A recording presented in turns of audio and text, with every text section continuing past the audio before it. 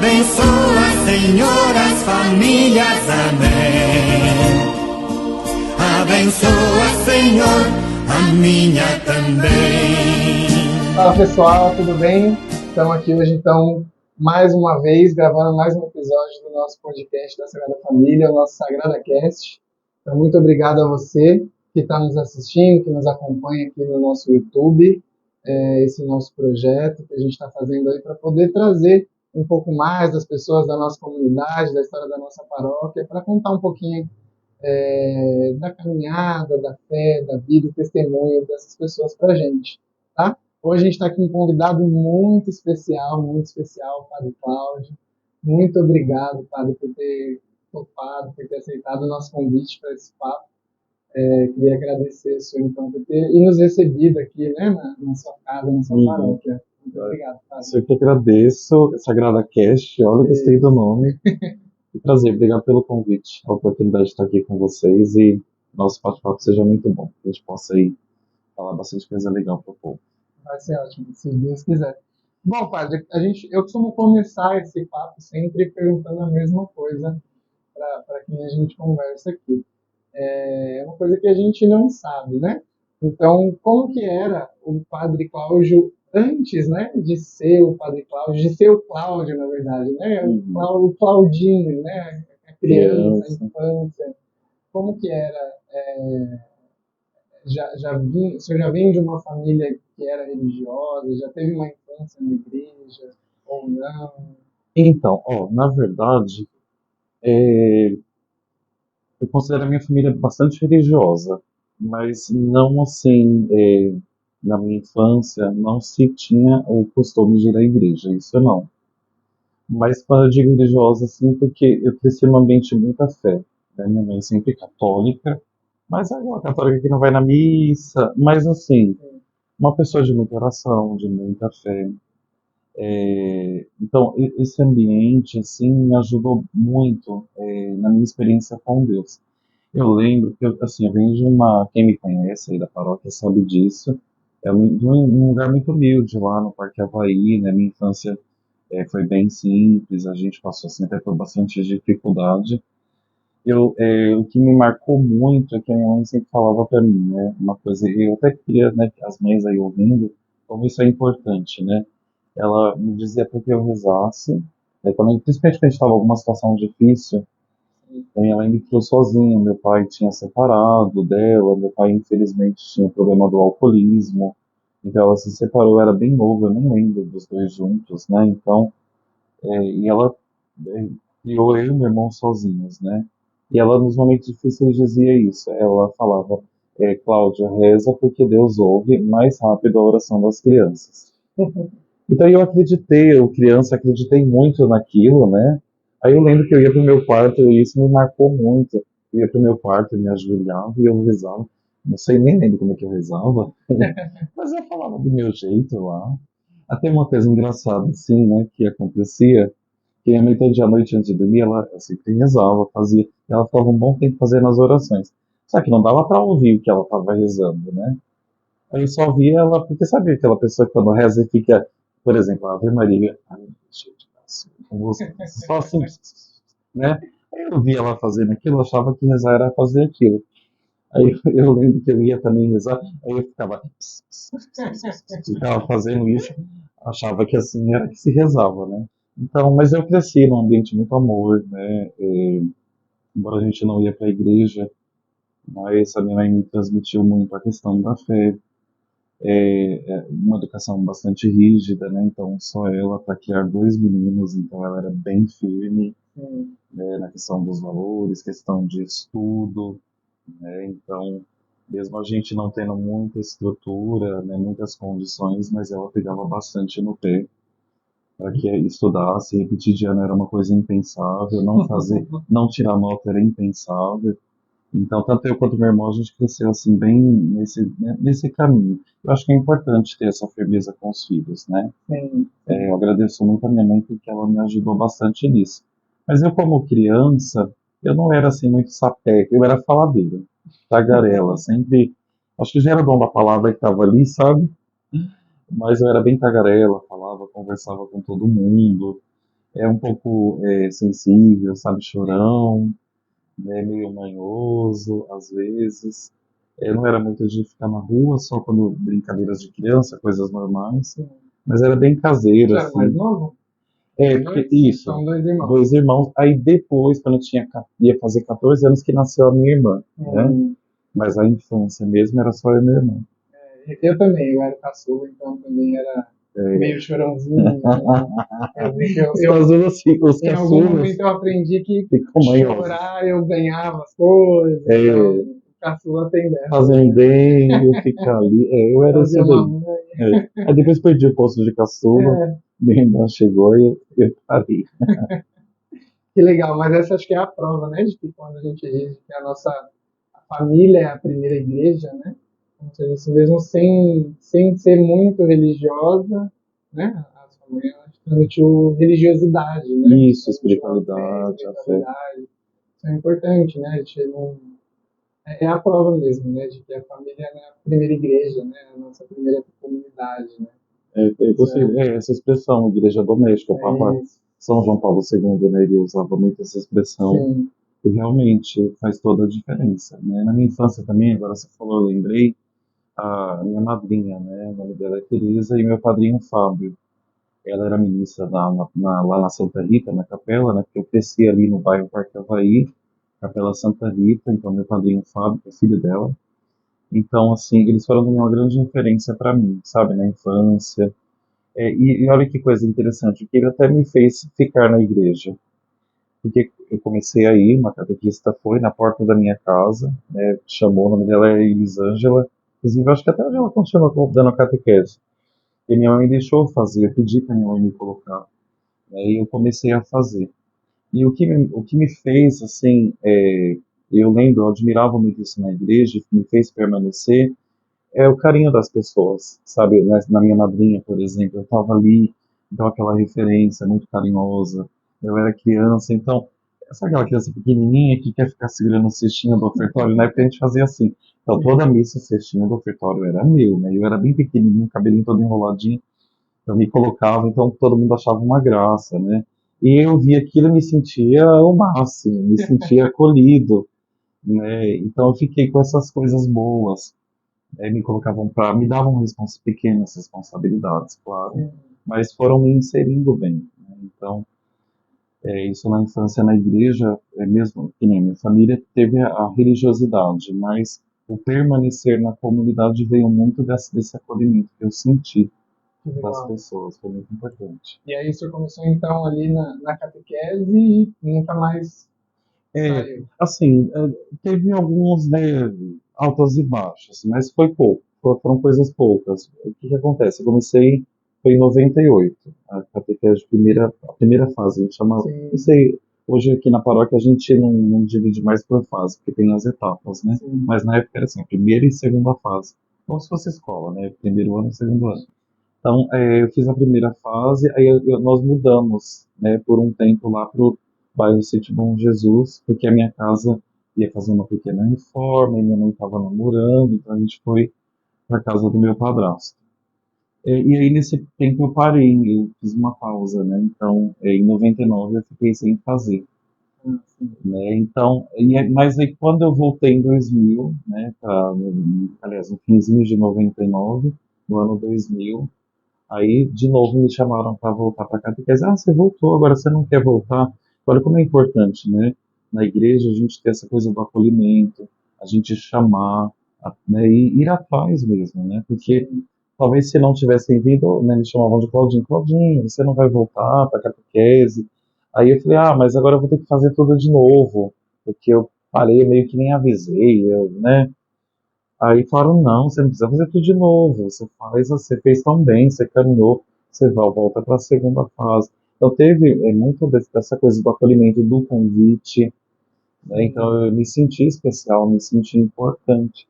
Eu acho que isso é muito importante na igreja, né? Até no nosso sino da diocese, a gente está vivendo isso, né? O que você vê, né? Foi feita uma pesquisa nas 7 cidades, um trabalho, inclusive, com a Faculdade de São Caetano, e de muitas pessoas, o que mais se sentiu necessidade e o consenso é acolhida e missão. Então é acolher, mas é também ir ao encontro. Sim, Isso para mim foi muito marcante assim na infância, na igreja. que legal. E aí, padre, eu lembro, né, quando eu comecei a participar, que existia lá a comunidade da Divina Providência. Uhum. E era ainda na rua da Catalunha de Jesus. Era lá no comecinho Sim, da Catalunha sim, de sim. Jesus.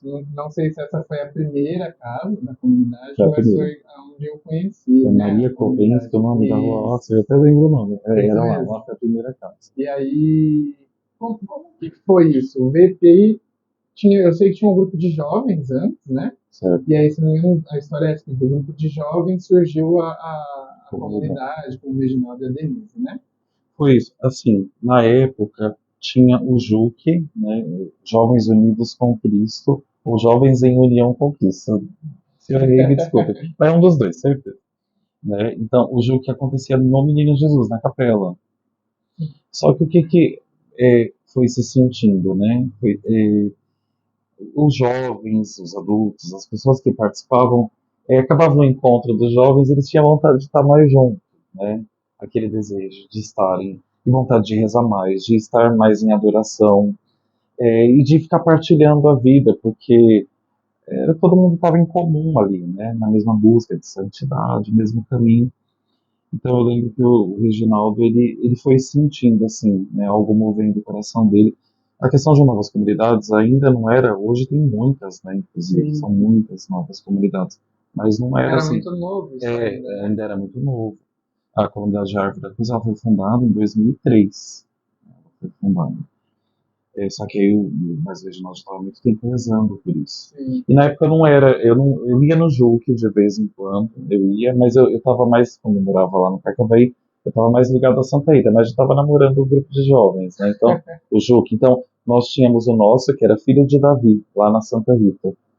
Ficou só 9 meses. E era assim, era quase a mesma coisa, porque o pessoal do Juque vinha no nosso pregar, nós íamos pro Juque também, estávamos bem unidos. E aí veio uma palavra, eu lembro que isso marcou muito o Reginaldo, sobre a Divina Providência. Em Mateus, eu não vou lembrar agora exatamente, acho que Mateus 6 ou 5, que fala: olha os pássaros do céu, eles não trabalham, não fiam, mas Deus os alimenta. Olha os lírios do campo, são tão belos, né? E é a providência de Deus que age nisso tudo. E o Reginaldo ficou muito nessa palavra, mexeu muito e falou: nossa, eu preciso confiar na providência. Né? E vamos ver o que vai acontecer, porque existia um medo. E aí fundou-se a comunidade Mãe da Divina Providência, não era bem extenso, né? E com aqueles mesmos jovens que iam no grupo de jovens. A proposta inicial era um trabalho assim, de louvor, de adoração e de orar com as famílias e de continuar com o grupo de jovens. E foi se transformando, né? Nessa época eu só ia, né? Eu namorava a comunidade, mas ainda tinha receio. E aí nós decidimos fechar o grupo de jovens, porque era um grupo assim bem pequenininho, éramos só nós, não ia quase ninguém. E a maioria desse grupo de jovens, filho de Davi, ingressou na comunidade, a Árvore da Cruz, eu fui um deles. Né? Então eu ingressei, foi em 2004, na comunidade, como membro de aliança. E o carisma era outro também, mudou. Hoje é a Árvore da Cruz, né? Mas na época era Mãe da Divina Providência e o carisma era, não vou lembrar, porque era enorme, mas era mais ou menos: amar e formar os pequeninos de Deus, levando-os com a nossa vida à santidade, o amor à Imaculada, o zelo pelo sagrado. Era bem Eu grande. lembrava do comecinho. Você lembrava, né? Ai, não sei o que. Então, mas Até aí, os pequeninos de Deus eu lembrava também. mas aí depois foi mudando. Mas, quando eu tava, o pessoal começou a chamar a gente, pessoal da Divina, não sei se você lembra. Sim, O claro. pessoal da Divina, Eu chamava muito. então, aí, Da Mãe da Providência. então, Aí depois mudou, né? exato. Aí, só que assim, aí a gente estava, que era muito conhecido como a Divina, a Divina. E aí a palavra providência era mais importante, não Sim. que a palavra divina não fosse, né? A divina providência. Mas é porque o carisma, a providência era mais. Aí eu falei assim: não, então vamos encurtar, vamos pôr Mãe da Providência. Isso. E aí o carisma também, amar e formar os pequeninos de Deus, porque envolvia tudo. Aí deu uma. E eu fiquei nessa fase. Quando eu saí da comunidade eu voltei para minha mãe, fiquei só 6 meses, porque eu já ia para o seminário, eu saí para ir para o seminário. Aí mudou tudo. Aí eu não peguei a fase do nome Árvore da Cruz e o carisma eu vou errar se eu dizer, mas vocês lembram? É do Não lembro. crucificado. Como é que é? Peraí.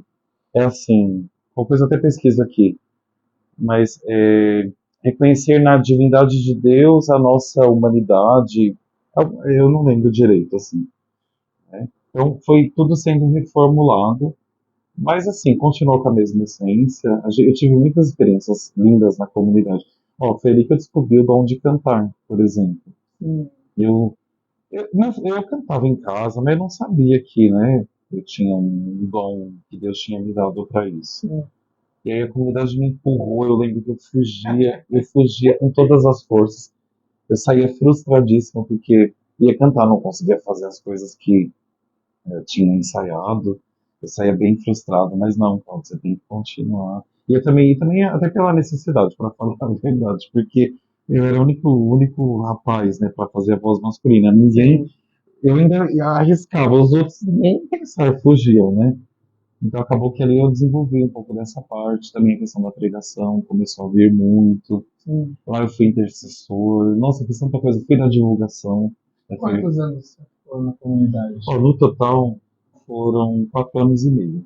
Quatro 4 anos anos e e meio meio? como membro da comunidade. 3 anos morando e 1 ano e meio como membro de aliança, que eu morava aqui em casa com a minha Esses mãe. 3 anos eu imagino que é muito intenso, né? Foi Porque bem intenso. E tudo novo. morando, né? Então Foi. a vida inteira mesmo, né? E não, Esse período. e não tinha comunidade de vida, né? Sim. Então, assim, foi tudo novo para todos nós, né? Nós fizemos um hábito, né? Então, com a aprovação na época do Padre Paulo Afonso, esse hábito foi sendo refeito porque era tudo a gente estava aprendendo. Então, a gente viu que ali não dava certo porque a manga era assim e precisava ir para o trabalho, não dava. Então, a gente foi assim, reformulando muita coisa. Mas eu lembro que ingressamos eu e o Michael, né? O Michael hoje é casado com a Mari, que E também era da comunidade. Um abraço para eles. Eles moram lá no Paraná, são meus afilhados, meus grandes eles amigos. foram para o Paraná? Eu não Moram. sabia, não sabia que eles iam para o Pô, Paraná. eu acho que o dia que eles vierem aqui, eles têm que contar essa história. É, Mas, assim, eles foram tacar a coragem para lá, né? Sentiram que ali Deus tinha algo para eles, né? E estão super bem lá. Inclusive, agora estão pegando lá nos grupos de que oração, os legal. dois. Né? Então, a gente se fala sempre. Então, ingressamos eu e Michael, como os dois rapazes, né? Para casa masculina. Eu tinha 18 anos. Eu completei 18 anos, já fui. O Michael ainda era menor, tinha 16. A mãe dele teve que autorizar. É, foi tudo muito assim, é novo, mas o que é mais bonito é que a gente tinha aquela boa vontade, aquela entrega, sabe? Sim, sim. Aquele desejo. Fazia muita diferença na paróquia, na nossa paróquia, muito fazia muita diferença. Fazia. Para mim, né, que estava lá com um adolescente, começando a caminhar, era um exemplo mesmo, assim, de que, por exemplo, assim, eu nunca senti a vocação de ser membro de uma comunidade, né, de nada assim, mas eu pensava de que eu precisava me doar um pouquinho mais. Pelo tanto que os membros da comunidade se doam, acho que eu preciso me doar pelo menos um pouquinho mais, né? E aí acabava que acho que puxando essa juventude mesmo nesse sentido, assim, nesse exemplo, né, de como seguir e tal. E aí vocês estão aí de casa vendo eu e o padre aqui, mas a gente tem uma equipe aqui que achou, ó. Eles acharam aqui pra gente Acharam aí pra gente? ser sinal do Aí, ó, amor do isso. crucificado, levando o homem a reconhecer na sua fragilidade Fragilidade, humana a a divindade de Deus. Isso. Isso mesmo. Obrigado. O carisma Mas da eu fico abraço comunidade. comigo, Padre Cláudio, lembra? É porque tanta Obrigado. coisa na nossa cabeça. O pessoal aqui achou. Mas você falou isso, é verdade, sabe, Felipe? Foi um tempo de muita graça na comunidade. Sim. Nós todos pecadores, falhos, limitados, mas assim tinha muitas coisas da radicalidade. Então assim provocava as pessoas, né? Que é o que você falou. A pessoa fala assim, nossa, eu também preciso me doar um pouco mais. Exatamente. Talvez eu não vou ser tão radical, talvez, né? quanto De os deixar membros. tudo e Isso. morar, Mas aqui na minha pastoral eu preciso fazer um pouco mais. é. Né? Aqui no meu movimento, no meu grupo de oração, no meu grupo de jovens, E eu na liturgia, eu preciso saber. Eu vou negar vir numa reunião, poxa, o pessoal tá não dá, lá não dá, todos os dias, exato. saíram de casa, estão dando a vida, né, Isso por foi muito isso. importante para mim Então também. era muito importante para a gente também, como comunidade paróquia, né? Era muito importante ter essa imagem na nossa comunidade, né? Ter a comunidade na nossa comunidade. Isso Era muito aparecia com a importante. expressão, era muito falado isso, o zelo, até hoje é Sim, falado, sim, o sim, zelo, o zelo. Então, assim, eu trago isso também hoje como padre, né? Agradeço muito a comunidade, o carisma que me ajudou nisso. E eu falo com os meus paroquianos hoje como padre, eu falo isso com eles, né? Eu falo assim, eu falo, gente, vocês precisam pensar sempre na pastoral. sim, Não pode ser assim, tem um momento, então eu vou no momento. Não, se eu sou membro, se eu sou principalmente um coordenador, eu sim, preciso pensar sempre, eu preciso buscar o melhor, é né, para a verdade. minha pastoral, para o meu grupo. Então eu pego um pouco no pé, sabe? Eu vejo que nós católicos, assim, a gente precisa encontrar esse norte, porque a gente tem toda a referência, Sim, claro, mas de não fazer as coisas, sabe? De ter mais empenho. Se eu sou músico, eu preciso estudar bastante, sim, eu preciso ensaiar, eu preciso buscar novos caminhos, talvez até fazer um curso, né? sim, Não que eu tenha que ser um mestre em tudo, né? Mas é importante isso, né? Porque é sim. para Deus. Eu até falei numa reunião, foi um pouco forte esses dias, numa reunião com a liturgia, acolhida e caridade, aqui na paróquia. Eu falei assim, gente, nós não podemos oferecer as nossas migalhas, né? Sim, Eu até falei para eles, olha, Deus não precisa do nosso resto, né? Porque senão eu fico, eu vou ver se dá, eu não consegui porque... E a gente vai justificando e não dou a é vida, né? verdade, é verdade. A gente, quando a gente era adolescente, tinha o Ministério de Artes, né? Na Eu lembro. paróquia É também. porque, mas Isso, era o Ministério de Artes, Servos do Altíssimo. E não sei se você lembra do Daniel, que foi nosso coordenador lembro, durante um lógico, tempo. lógico. E ele falava uma frase pra gente também, e que era um pouco duro pra gente como adolescente ouvir isso, mas um pouquinho tempo, assim, eu trouxe muito isso para mim também, que ele costumava falar pra gente, a gente precisa se esforçar, a gente precisa ensaiar, se preparar, porque boa vontade não basta. É, Boa vontade é importante, mas não é o suficiente. A gente precisa doar mesmo, a gente precisa tentar se aperfeiçoar, porque como a gente tratava de teatro, dança, né, dessas coisas assim, é uma coisa que exige muito, né, muito, ensaio, aperfeiçoamento, uma dança, sincronia e cuidado com o movimento e tal. Então ele falava muito disso, ele falava, se a gente for lá fora agora, no mundo, em qualquer equipe de dança lá fora, a gente vai ver que as pessoas estão lá e estão se doando, estão dando o seu melhor, estão estudando, estão se aperfeiçoando. Então, por que que quando é para Deus, né, a gente não está se esforçando bastante? e Então, ele assim, falava um pouco isso para a gente também. e é isso, e não precisa ser um peso, né? Às vezes a gente Sim, fala assim, as pessoas pensam, né? Então é um peso, é rígido, é exigente. Não, é entender que há um chamado, que é um chamado de Deus vai te realizar também. sim, Puxa, eu sou chamado a ser padre, hoje eu sou padre, mas Deus não me chamou para ser padre porque Ele quer me impor alguma coisa. Não, é porque esse caminho é um caminho de felicidade para mim. sim, Ele me chamou para ser padre, não porque Ele precisa que eu seja padre. Deus não precisa disso.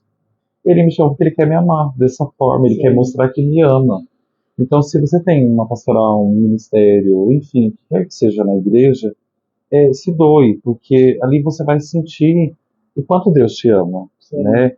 E quanto mais zelo, mais empenho você coloca, isso não é um peso, né? É claro, às vezes a nossa vida, a gente tem momentos, né? sim. Tem momentos que às vezes você passa por um desânimo, ou por uma luta até espiritual, ou por um momento difícil na vida familiar, mas precisa colocar isso em Deus e não perder o seu o seu foco, né? O seu Sim. ponto de referência, que é o chamado dele, né? É importante. Eu acho que tudo parte do zelo, né? Tudo É, é. parte do zelo, né? Legal. Padre, e aí, na comunidade, qual a importância, né, dessa vivência na comunidade nesses 3 anos, né? que surgiu lá com um livro de vida para sua decisão, da sua vocação mesmo ao sacerdócio, né? O quanto isso talvez facilitou a decisão, não sei, né?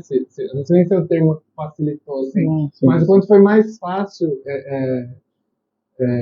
encarar essa vocação, essa vontade de Deus, por já ser membro de vida ou não tem nada a ver uma coisa com a outra. Não, ajudou. Eu não, é que eu não tenho outro parâmetro, né? Assim, talvez apesar que eu conversei muito com outros padres, né? Então, eu tenho essa impressão de que facilitou para mim, sabe? Me ajudou muito.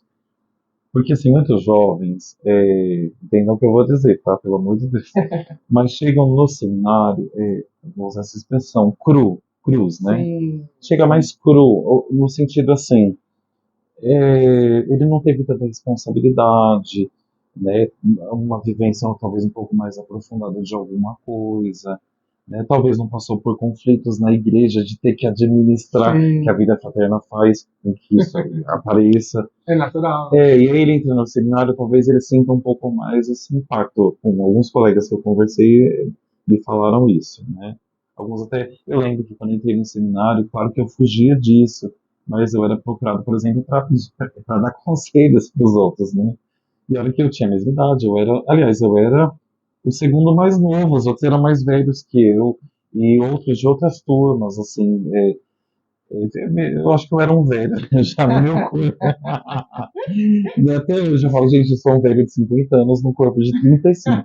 Acreditem, né? Eu tenho uma alma velha, né? Mas, assim, para dizer isso, porque toda aquela vivência, esses 3 anos na vida fraterna, a gente teve, não foi tudo assim, mar de rosas. Nós tivemos atritos, eu vi ali as minhas fraquezas, né? Que só a minha família, no fundo, conhecia. Lá na igreja, quando eu chegava, a gente estava num convívio, eu e você.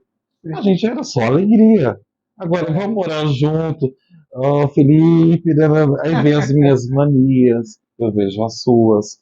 É a minha teimosia. Nossa, eu lembro disso. Quando eu entrei na comunidade, a primeira semana, já falo, você é muito teimoso. E eu não sou teimoso.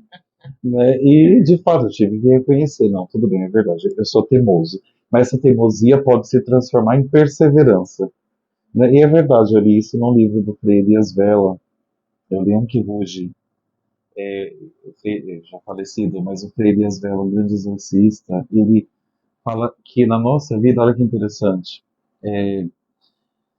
as coisas que estão distorcidas, por exemplo, uma pessoa que é teimosa, é porque na verdade ela tem um dom que está ali, só que está deturpado isso nela.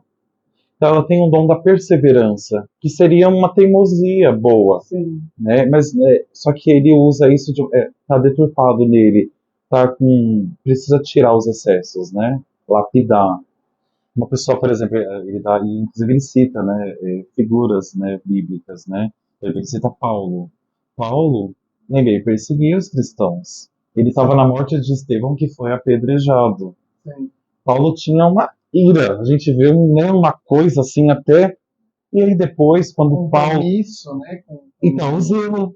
Exato. Né? É porque, no fundo, o dom de Paulo estava deturpado. Por isso aparecer com essa raiva. Mas é um zelo. E a gente vê as exortações, tanto de cartas, aquela intrepidez dele. Ele foi o que mais viajou. Paulo, o grande, ele é chamado de apóstolo, nem fazia parte do grupo dos apóstolos.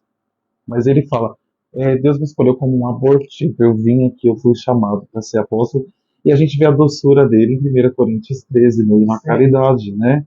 Um homem que se reconciliou com ele mesmo, encontrou que aquela ira, na verdade, era um desejo da justiça, do zelo, e extraiu, né, aquela essência, né? Tudo vai passar, mas é o amor que fica, né? Então, e na vida fraterna isso acontece muito, sabe? A gente tem que tirar as cascas, às vezes dói, incomoda. Na comunidade eu fui muito corrigido. E tem que ter humildade para aceitar. E a gente vê que não é tão humilde assim, né? Que até então né, então a comunidade foi um desafio e foi um lugar de muito crescimento e me preparou sim para ir para o seminário. Eu cheguei no seminário, aí o reitor conversou com todos os seminaristas, tudo. Aí eu falei um pouco da minha história, ele queria saber. Aí eu falei para ele, pessoal, olha, eu tô entrando zerado no seminário. O que eu quis dizer? Não que eu tava ligando a minha história, não é nada disso. Mas assim, eu quero entrar aberto para tudo que Deus quiser fazer em mim. Porque a comunidade me ensinou isso. Você tem que se esvaziar. Como é que eu vou me encher, né, de algo se eu não me esvazio antes? Se já está cheio. Cheio de mim mesmo, cheio da minha soberba, da minha autossuficiência, dos meus conceitos. Eu preciso ter esse esvaziar-se, né? Então, e no seminário também foi mais um lugar de muito aprendizado para mim. É de muito crescimento. Que legal. Mas deixa eu perguntar uma coisa para o senhor. É, quando a gente fez esse papo com o Padre Cauê, ele contou um pouquinho para a gente como era o processo de discernimento, né, de acompanhamento vocacional antes de ir para o seminário. São coisas que a gente realmente não sabe, né? A gente não conversa sobre isso geralmente. Né? Padres de onde vêm, onde moram. Como surgem. Então, eu queria que isso contasse pra gente uma curiosidade, assim, também, além disso, né, o Padre Paulo explicou pra gente um pouquinho como que era essa parte do antes do seminário, mas esse período de formação do seminário, tem um período de estudo, né, mas enquanto não se está na sala de aula, como que é esse dia a dia? A gente só ficava dormindo, né? Não era. Então, bom, o tempo de preparação, né, que a gente fala que é o tempo do discernimento vocacional. Depende do jovem, do rapaz, né? Hoje já com o homem, né? O homem que eu digo a idade, né? Eu fiquei 1 ano e meio, mais ou menos. Né? Eu peguei firme mesmo em julho de 2009. E antes eu estava né, meio assim, na dúvida, e eu estava na comunidade, então eu fiquei numa crise terrível, porque, até você tinha falado antes, eu acho que eu esqueci de falar. Para mim, eu tive uma crise, assim, porque eu amava a comunidade, amo a comunidade, né? Então, eu era feliz, né? Acho que todo mundo percebia isso. Só que ali não existia a possibilidade do sacerdócio para mim, né? E Deus foi, sabe, a coisa foi apertando para mim. E eu lembro que eu falei assim, ai meu Deus, eu vou sair da comunidade, vou pro seminário. Eu tinha medo também, né? O sacerdócio era algo, né? Ser padre era algo assustador. Hoje não é mais tão assustador. Mas na prática, assim, ainda eu vejo que realmente exige um pouco, né? Uma responsabilidade, né? Mas na época, imagina, eu era super novo, então. Mas aí eu comecei o que a gente chama de discernimento, a pastoral vocacional mesmo, na diocese. Então, para quem não sabe como funciona, hoje, né? E na minha época era assim também. São encontros mensais, é uma vez por mês. Então o rapaz vai lá, vem aqui em Santo André, né? Ali na catedral, na mitra, o prédio da mitra, aí tem um encontro mensal. Se não me engano, é o terceiro domingo do mês. Inclusive o Padre Everton, que acompanhava, agora ele não está mais nessa função. Quem agora acompanha é o Padre William Mariotto, né? Então, o jovem é acompanhado. Então, no encontro vocacional vai se trazendo temas, né? Quem eu sou, você precisa saber primeiro quem você é, né? Quem que eu sou, né? Quem é Deus, né? Como que é essa coisa do chamado? O que é ser padre, né? Deus me força, se eu sinto um chamado, Deus me obriga? Não, né? Sabe assim, então há uma reflexão. E aí, além dos encontros mensais, na minha época, eu não sei como é que está agora, mas tinha alguns pequenos retiros que você ia fazendo, você ia ficar no final de semana. Aí era uma casa, não no seminário, uma casa, a gente fez na casa do Cursilho, aqui em Santo André, né? Então, um espaço para você ficar meditando, então com muito silêncio, tem vários momentos de silêncio, momentos de adoração, mas é tudo com bastante silêncio, para você ir interiorizando aquilo. E vão padres também, que ele pregam, falam, né? A gente acaba, na pastoral vocacional, acaba tendo contato com os seminaristas, né? Um pouco, com alguns, principalmente os que trabalham com a pastoral vocacional. Então a gente estava, e em tudo da diocese, era uma exigência, e ainda é. O vocacional a gente tem que estar em todos os eventos vocacionais, diocesanos, precisa estar. Então isso ajuda muito no discernimento. Aí você ingressa, né? Quando você sente que claro, a igreja vai ter que te aprovar também, não é só você querer. A igreja é quem bate o martelo e diz, né? Se você está aprovado. O critério para saber se está aprovado é se a pessoa fez o caminho, né? O que ela apresenta nas falas dela, porque tem conversas individuais, às vezes apresenta ali, eu tenho minha família, eu não quero, eu tenho medo, então espera mais um pouco. Tem gente que fica 5 anos, né, no discernimento, Sim. né? E tem gente que fica 1 ano.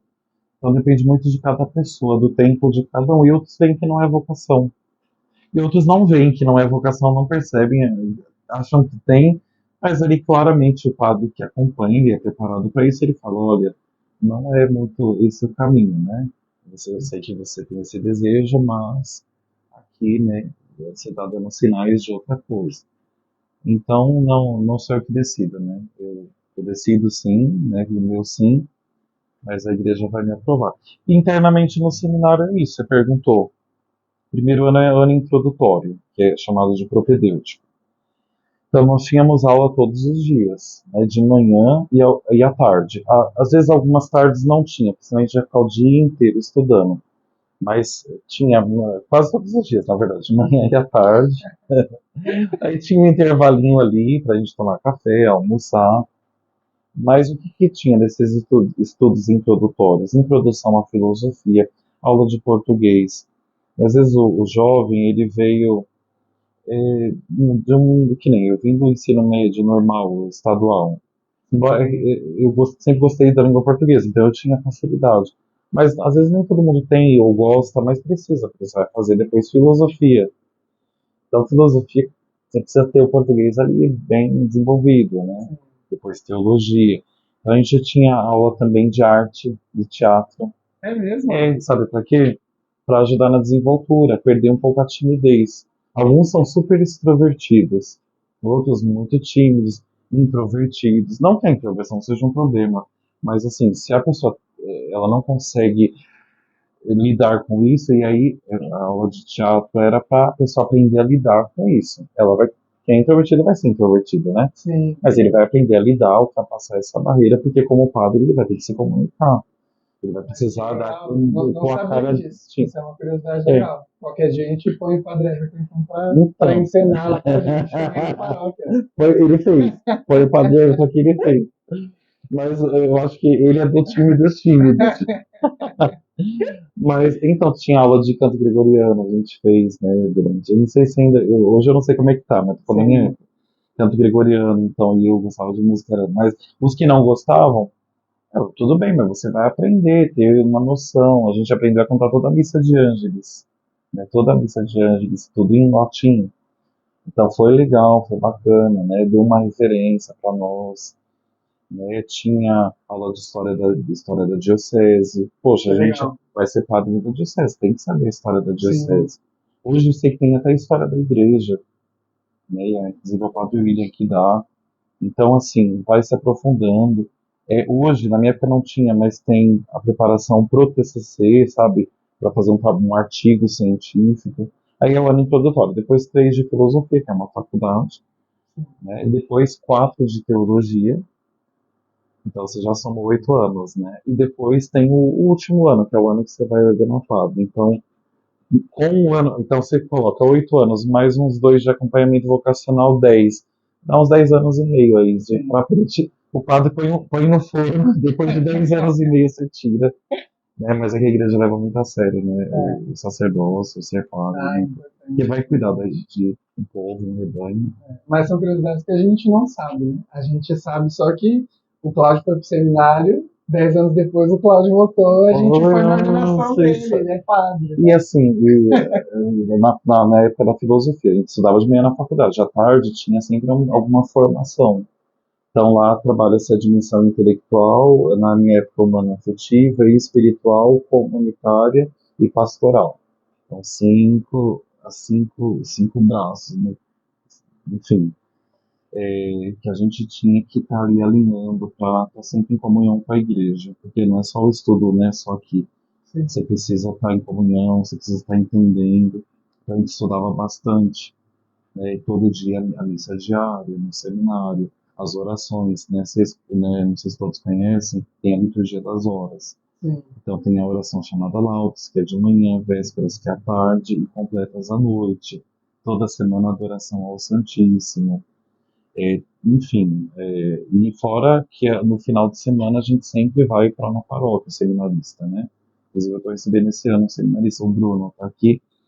Então, ele vai para uma paróquia. Então, a gente, além de estudar durante a semana e ter de manhã, ter formação à tarde, e os momentos de espiritualidade, no final de semana indo para uma paróquia para interagir com as pessoas, com o padre, ver a vida de um padre ali na. Todos os anos do seminário, o seminarista já vai para alguma paróquia todo ano? Só no primeiro Só ano no que primeiro não, ano que não. mas os outros 7 anos ele vai fazer estágio pastoral. A gente chama estágio pastoral. Eu achei que era só mais da metade pro fim. Não, não, já tá na filosofia, já vai para pastoral, a prática ali com o padre.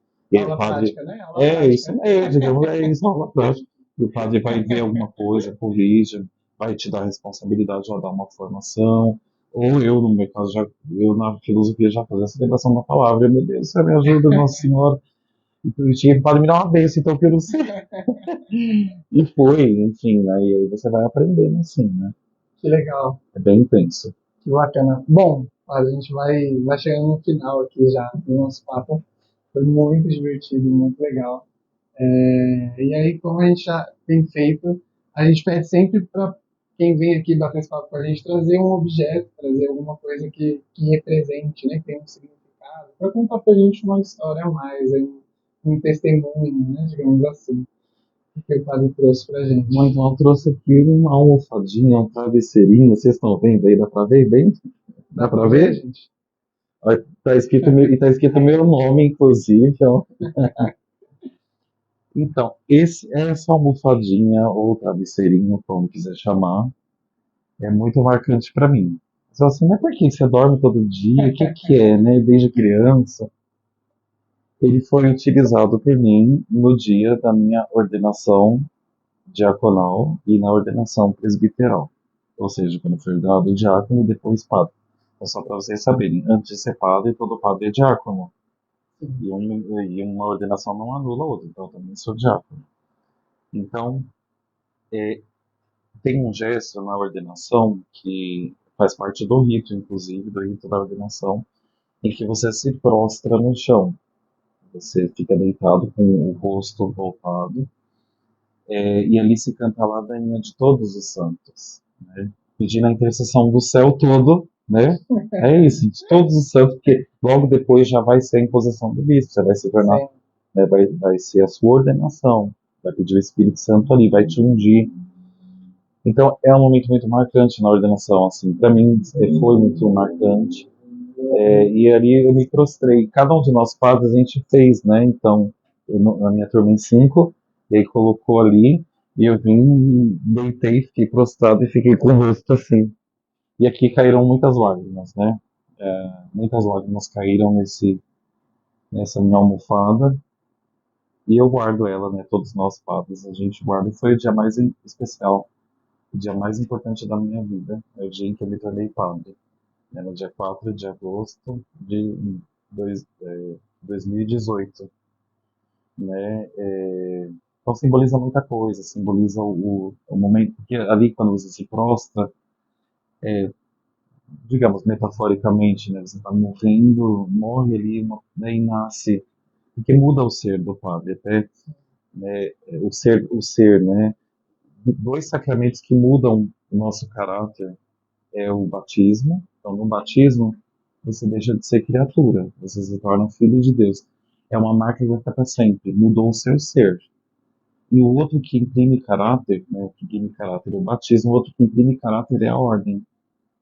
Então, ali imprimiu um caráter. E nunca isso vai mudar. Mesmo a gente não vê, às vezes, padre largou a batina, mas nunca, ele sempre vai ser padre. Imprimiu um caráter, é uma marca que não apaga, não dá para apagar, né? Então, ali morreu apenas o Cláudio, né, para nascer o padre Cláudio.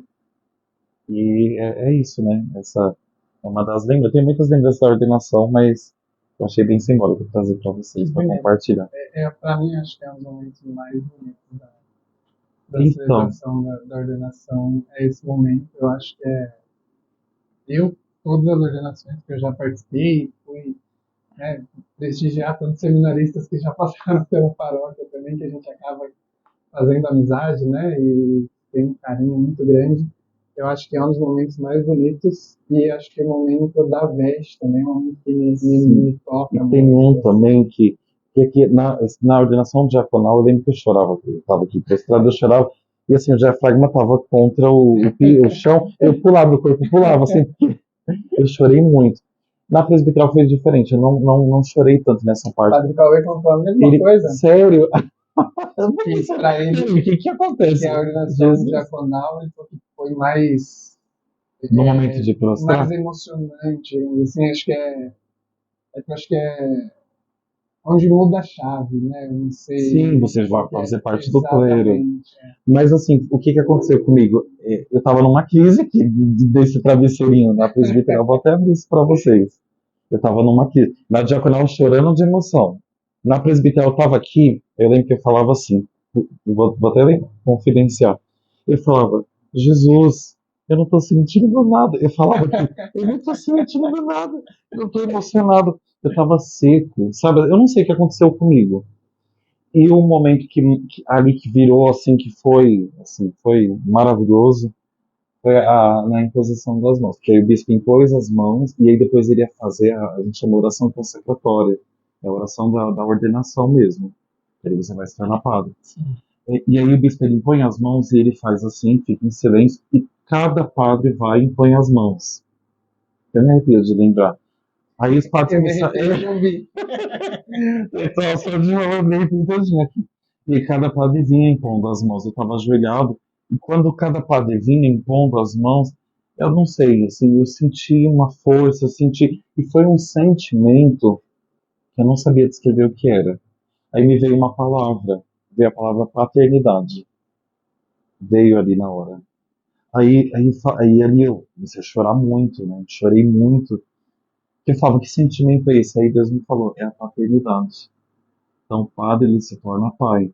E assim, os pais que eram padres, os pais vinham e eu me tornava um pai. Eu também estava recebendo o dom da paternidade, assim, que eu nem sabia o que era isso. E assim, e até pela minha história, como eu cresci sem ter a referência paterna, por isso que eu até fiquei, o que é isso? Né? Como a Sim. paternidade é importante. E quando eu senti aquilo, eu falei, mas que coisa maravilhosa, né? E aquele poder, aquela força. Era como se fosse assim, algo que te conforta, mas que pega firme em você e fala aqui, né? Te realoca, sabe? Então foi muito forte. Então, e foi um lugar de choro, de crise. Mas Deus deu a resposta. E a primeira paróquia, só para concluir, a primeira paróquia que eu assumi como pároco, aliás, administrador paroquial que eu assumi à frente, foi no Dia dos Pais que eu tomei posse. É Foi no mesmo. Dia dos Pais. E aí eu falei isso, né? Eu relatei para eles. Eu acho que tem até gravado aí no Facebook, sei lá. Mas é um pouco isso da história. Legal. E deixa eu perguntar então uma outra coisa antes de encerrar, Fábio. Pergunta, pergunta. Você levantou esse tema do dia da ordenação e tal, né? Eu perguntei isso para o Padre Cauê também. Como que foi esse dia? Porque a gente vê a celebração, o rito, né? Mas como que o Cláudio foi dormir um dia e no outro dia ele foi dormir Padre Cláudio, né? Como que foi? Dormiu no dia antes? Eu dormi, Dormiu? eu dormi, acredito. Eu não sei o que. Eu pedi Ah, para Deus. Eu falei assim, eu jurava que eu não ia dormir, porque eu sou ansioso. sim. Eu falei assim, não, eu não vou dormir nada. Mas assim, eu pedi para Deus, assim, eu podia tanto dormir, né? E graças a Deus eu consegui dormir e acordei com o despertador, né? Então foi uma coisa boa. Mas assim, é, como eu falei, eu acordei assim, eu não tava, parecia que não era verdade, assim, não sei qual é assim, explicar em palavras, né, essa sensação, mas parecia que não era verdade, eu tava meio anestesiado. Eu lembro que eu cheguei, a gente combinou de ficar na porta, cumprimentando as pessoas, e assim, cumprimentando quem veio para a ordenação, eu não consegui fazer isso. Eu falei assim, não, eu consigo ficar na porta, eu preciso aqui entender o que está acontecendo com a minha cabeça. Eu te juro, os quatro da minha turma, os quatro ficaram lá, eu não fiquei na porta, eu fugi, fui lá, eu falei, pois eu vou tomar café, eu vou fazer alguma coisa. Aí tomei um café, porque eu não tinha tomado café, nada, eu fiquei com medo de passar mal.